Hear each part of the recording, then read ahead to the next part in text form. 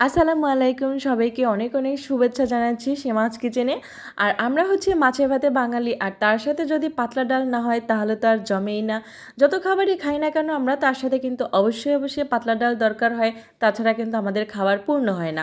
আর পাতলা ডাল রান্নার জন্য আমি এখানে কড়াইতে কিছু মসুরি ডাল ধুয়ে পরিষ্কার পানি দিয়ে নিয়েছি, আর এখানে পরিমাণ মতো লবণ দিয়ে দিয়েছি, হাফ চামচ হলুদ গুঁড়ো দিয়েছি, হাফ চামচ জিরা গুঁড়া আর হাফ চামচ ধনিয়ার গুঁড়ো দিয়েছি।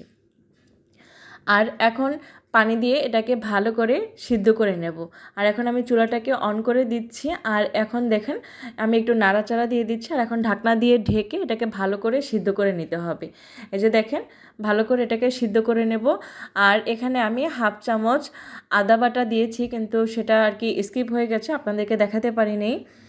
যাই হোক, এখানে হাফ চামচ আদা বাটা দিয়েছি। আর এখন কিন্তু দেখেন ডালটা ভালো করে সিদ্ধ হয়েছে, আর এখন ডালটাকে ভালো করে একটা ডাল ঘুটনি দিয়ে ঘুটে নিচ্ছি। আর এরই মাঝে বলে রাখি, ভিডিওটা যে যেখান থেকে দেখছেন অবশ্যই অবশ্যই লাইক কমেন্টস করে সাবস্ক্রাইব করে পাশে থাকবেন। আর যারা ফেসবুক থেকে দেখছেন তারা অবশ্যই ফলো দিয়ে পাশে থাকবেন। ভিডিওটা আপনাদের যদি ভালো লেগে থাকে তাহলে শেয়ার করে দিবেন।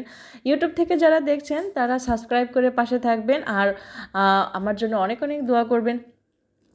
যারা এখন নতুন আর কি, যারা রান্না বান্নায় নতুন, তাদের জন্য কিন্তু এটা ইম্পর্টেন্ট। আর পাতলা ডাল তো সবাই পারে, কিন্তু দেখেন আমার মতো এভাবে রান্না করলে ইনশাল্লাহ সবাই পছন্দ করবে।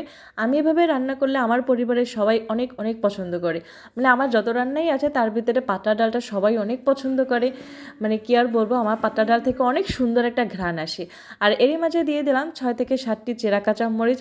আর এখন ডালটাকে খুব ভালো করে সিদ্ধ করে নিতে হবে। মানে ডালটাকে ভালো করে সিদ্ধ করে ঘুটে নেওয়ার পরে পানি দিয়ে অনেকক্ষণ জাল করতে হবে।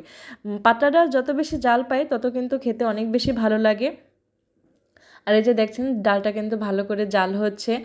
আর মানে আপনারা পানিটা এমনভাবে দেবেন যে জাল করে কমিয়ে তারপরে মানে যতটুকু রাখার রাখবেন, আর তারপর এটাকে ভালো করে ফোড়ন দিয়ে দিবেন। এখানে আমি কিছু ধনিয়া পাতা কুচি দিয়ে দিচ্ছি। আর ধনিয়া পাতা দিলে কিন্তু মানে খুব সুন্দর একটা ঘ্রাণ আসে।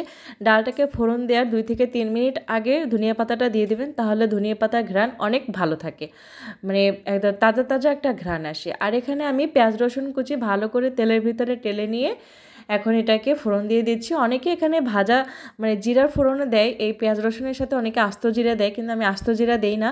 আমি জিরা ধনিয়ার গুঁড়া দিয়ে দিই, আর আদা বাটা দিয়ে দিই, আর ফোড়নের সাথে তো রসুন আছেই। মানে সব মিলিয়ে খুব সুন্দর একটা ঘ্রাণ তৈরি হয়।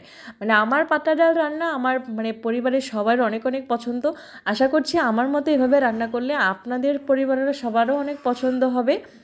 ভিডিওটা যে যেখান থেকে দেখছেন কমেন্ট করে জানাবেন আপনাদের কেমন লেগেছে। আর আমার ভিডিওটা অবশ্যই আপনারা মানে আমার ভিডিওটা দেখে ভালো লাগলে সাবস্ক্রাইব করে বা ফলো দিয়ে পাশে থাকবেন। অনেক অনেক ভালো থাকবেন। আর দেখেন আমার ডাল রান্নার কালারটা কত সুন্দর এসেছে। যাই হোক, সবাই অনেক অনেক ভালো থাকবেন, আর ভিডিওটা ভালো লাগলে কমেন্ট করে জানাবেন। আর ইনশাল্লাহ সবাই আপনাদের এভাবে ডাল রান্নাটা পছন্দ করবে। আর মানে ডাল রান্না না হলে তো আমাদের বাঙালিদের খাবার জমে না, তাই এটা যত রান্নাই করি না কেন পাতলা ডাল কিন্তু দরকারই হয়। যাই হোক, সবাই অনেক অনেক ভালো থাকবেন। অনেক বক বক করে ফেললাম। আল্লাহ হাফেজ।